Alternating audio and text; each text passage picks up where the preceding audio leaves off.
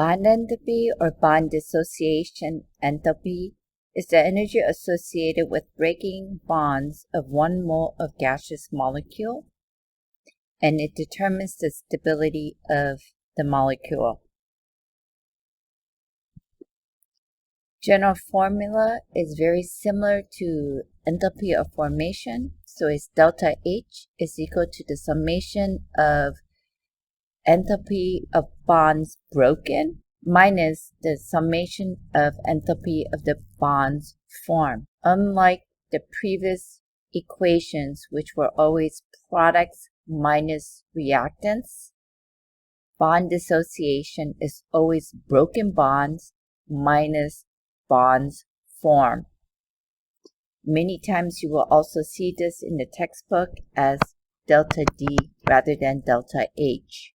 To determine what types of bonds need to be broken or formed, first thing you want to do is you want to draw Lewis dot structures. Here, if you notice, a single bond has less energy involved versus a double and a triple. Same thing for nitrogen. A double nitrogen bond has weaker bond enthalpy than a triple nitrogen bond. For this unit, we are not going to do any calculations for bond dissociation energy. I'm just going to talk to you about it conceptually. If you end up taking AP Chem next year, you will have to solve it in class. So the general formula for bond enthalpy is delta H is equal to the summation of delta H of the broken bonds minus the delta H of the formed bonds. And you get this information from the data table in your appendix. So what I need to do is I need to create N double bond O. In order to create 2 N double bond O, first thing I need to do is break this nitrogen, which is a triple bond. There's 1 mole of nitrogen, that's a triple bond, plus we need to break 1 mole of a double bond oxygen. That will be on the side of the broken bonds, which we find the data on the data table.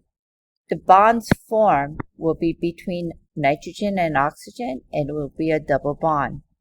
And since there are 2 moles of it, I need to multiply by 2, just like we did enthalpy of formation. So in the top problem, we had to break all the bonds and reform all new bonds. However, in the bottom reaction, you do not have to break all the bonds and reform all the bonds because some of the bonds are the same. If you choose to break all the bonds and reform them, you'll still get the same answer. Again, you're going to start with the Lewis dot structure. We know that CH2 has a double bond. If I compare the first picture to the last picture, the only thing that's broken is the C double bond. So the broken bonds for CH2 is going to be C double bond C.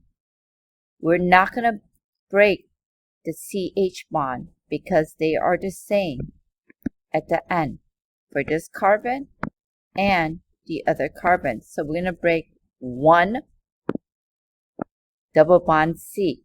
We need to break the fluorine single bond here.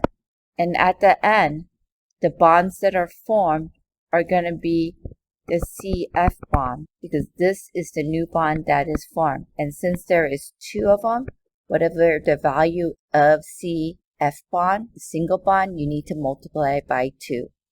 Again, this will not be on your test for calculations. To determine the bond strength, we need to look at bond order. Bond order is the number of bonds between molecules. To determine the number of bonds, you need to figure out if it's a single, double, or triple by drawing the Lewis dot structure. F2 forms a single bond. A single bond has a bond order of 1. CO2 has a double bond. A double bond has a bond order of 2. CO has a triple bond. That is a bond order of 3. But not all Lewis dot structure has a single or double or triple bond. Some of them will range between a single or a double bond. or a single and a triple bond. So the bond order determines the bond length. The higher the bond order, the stronger the bond.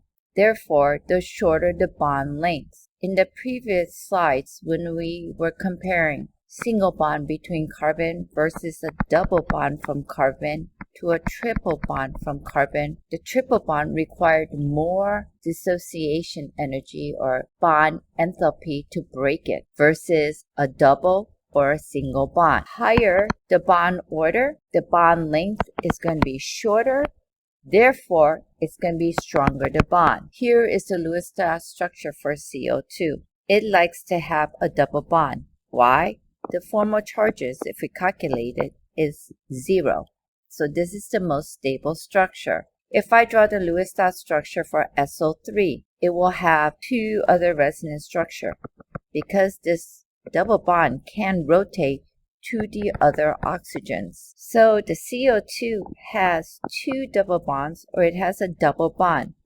However, the SO3 has a double bond and a single bond. So CO2 is just going to be stronger because SO3 will have a bond order between a single and a double. Even though it might have 2 other resonance structures, the second resonance structure also has a bond order between a single and a double, and the last resonance structure also has a bond order between a single and a double. CO2 has a permanent double bond, therefore it is going to be stronger than SO3. In summary, to determine the bond strength, draw the Lewis-Strauss structure. A triple bond is always going to be stronger than a double and a single. If it has more than one bond order, the overall bond order is going to be in between the two. So, for example, SO3 has a single and a double bond, so the bond order is between a single and a double. There is a formula to calculate the actual bond order, but we're not going to do it. You need to understand this conceptually by drawing the Lewis-Strauss structure.